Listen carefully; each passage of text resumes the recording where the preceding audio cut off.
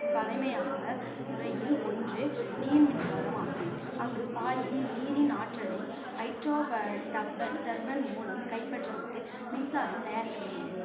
நீர் மின்சாரம் என்பது தொடர்ச்சியான முறைக்கும் இது நம்பகமான மற்றும் நெகிழ்வான மின்சாரம் அமைக்கிறது. நீர்மின் நிலையங்களை நியாயமான செலவுகளுடன் சிறந்த நிலையில் வைத்திருக்க பிற்றல் தீர்வுகளுடன் கூடிய நவீன அமைப்பு சார்பு பராமரிப்பு மேலாண்மையை தீர்க்கும். நீர்மின் நிலையங்கள் 100 ஆண்டுகளுக்கும் மேலான நீண்ட ஆயுளை கொண்டுள்ளன. மேலும் அவற்றில் நிறுவப்பட்ட அமைப்புகள் நீண்ட காலத்திற்கு இயங்கும் என எதிர்பார்க்கப்படுகிறது. தொடர்ச்சியான மேம்பாடுகள் மற்றும் தகுந்த தொழில்நுட்பம் மூலம் இவற்றை மேம்படுத்தி கொண்டே இருக்க முடியும். மேலும் விவசாயிகள் சிறிய அளவிலான செயற்கை அணைக்கட்டுகளை நீர்த்தொட்டிகள் போல் அமைத்து கொள்வதன் மூலம் விவசாயத்திற்கு தேவையான தண்ணீர் மற்றும் மின்சாரத்தை பெற்றுக்கொள்ள முடியும். இதனால் நம் சுற்றியுள்ள விவசாயிகளுக்கு சிறிய மற்றும் பெரிய அளவிலான செயற்கை அணைக்கட்டுகளை தயாரித்து நம் விவசாயத்திற்கு தேவையான தண்ணீரை எடுத்துக்கொள்ளும் என்றும் மின்சாரத்தை பெற்றுக்கொள்ளவும் முடியும் என்றும் கூறப்படுகிறது. பெரிய அளவிலான மற்றும் சிறிய அளவிலான செயற்கை அணைக்கட்டுகளை தயாரிப்பதன் மூலம் விவசாயத்திற்கு தேவையான நீர் மற்றும் அனைத்து வசதிகளும் கிடைக்கப்படுகிறது.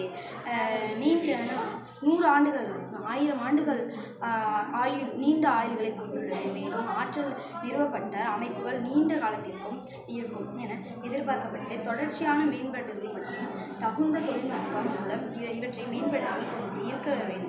மேலும் விவசாயிகள் புதுப்பிக்கத்தக்க ஆற்றல் மற்றும் உருவாக்குவதன் பழமையான முறையில் நீர் மின்சாரம் அங்கு பாயும் நீரின் ஆற்றல் டர்பன் மூலம் கைப்பற்றப்பட்டு மின்சாரம் தயாரிக்கப்படுகிறது.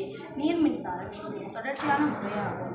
இது நம்பகமான மற்றும் நெகிழும் மின்சார முறையாகும். நீர்மின் நிலையங்களை நியாயமான செலவுகளுடன் சிறந்த நிலையில் வைத்திருக்க பிற்றல் தீர்வுகளுடன் கூடிய நவீன அறிவு சார்பு கடின மேலாண்மை தீர்க்கப்படும். நீர்மின் நிலையங்கள் நீண்ட காலத்திற்கு இயக்கும் என எதிர்பார்க்கப்படுகிறது.